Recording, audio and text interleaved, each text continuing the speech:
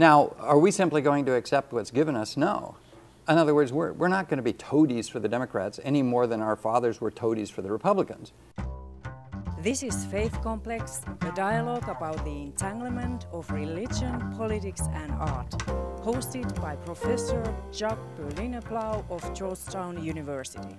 Hello, I'm Jacques Berliner-Blau of Georgetown University, and you've just clicked into Faith Complex. Joining us today is Mr. Richard Cizik, who is a fellow at the Open Society Institute and president of the organization which is called the New Evangelicals. But he is also considered by many to be the voice of what we like to call the younger evangelicals of the United States of America. Mr. Richard Cizik, welcome to Faith Complex. Thank you, Jacques. It's my pleasure. Now, I don't know if you knew this, but in 2008, Time magazine happened to name you one of the most 100 influential people, I guess, on God's green earth. That was you? I'd be glad just to be influential among the evangelicals, much less the rest of the world. If I could influence the evangelicals, I would be happy. Now, you certainly did influence evangelicals when you released your very famous, or for some infamous, Creation Care outreach. Tell us what Creation Care is. Tell us about its evangelical moorings. Tell us about that. Well, Creation Care is simply an evangelical idiom for what God has always said in His Word from Genesis to Revelation, which is to care for it, that is, this earth. That is not just good, He said. God said it was good. It was very good, and we're supposed to protect it. Imagine that.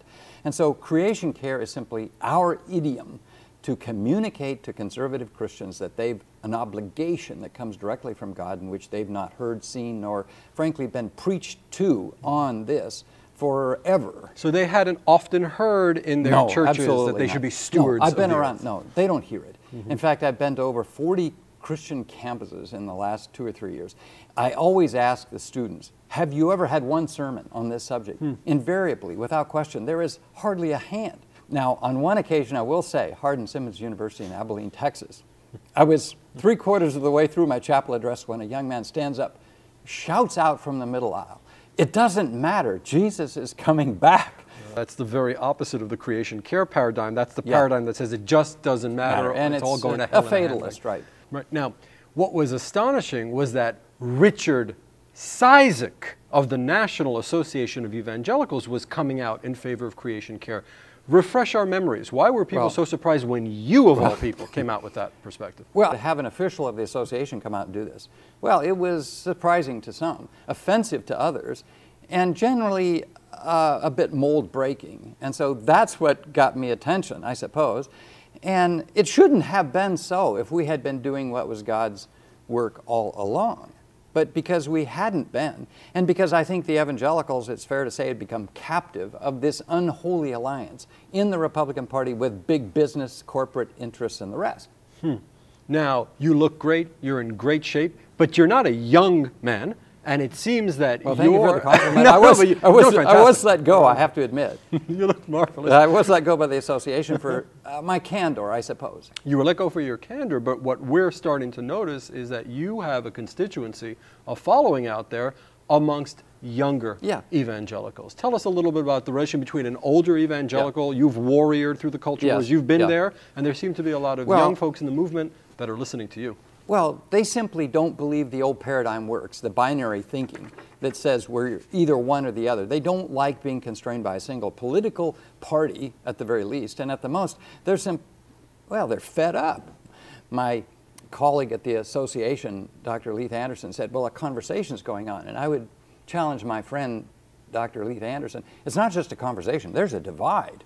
There's a contest going on for the future of the movement. Now, if I were to cast you in an opera, if I were to make an operatic, an opera called Cizik, for example, I would cast you as the character who is at once both the cause and the effect of that divide. It's not just that I enjoy being divisive, as Dr. James Dobson has accused me. It's not that I enjoy that so much as I do understand this, Jacques, and it's this.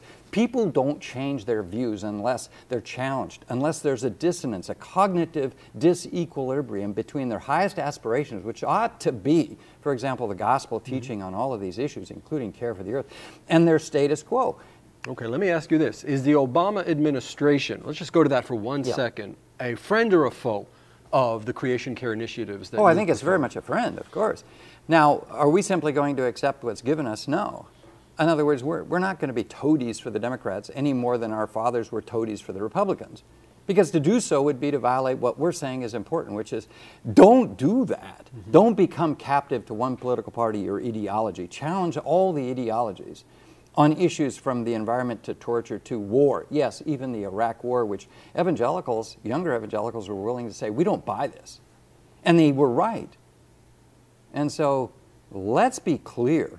The gospel should challenge political parties, not the reverse.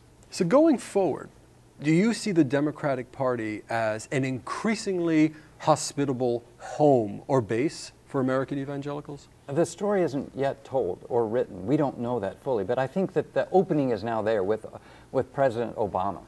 You hear him articulating a party, a platform, an idea, ideas in the broadest sense of what the world is and how we play a part in it as Americans in ways that American evangelicals are, I think, increasingly open to.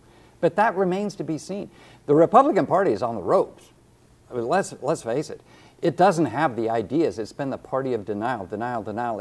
If you say, for example, climate change isn't real, we're not doing it as humans, then you don't have to do anything about it. If you deny, you see that there are millions upon millions of Americans who don't have health care, then why do anything about it?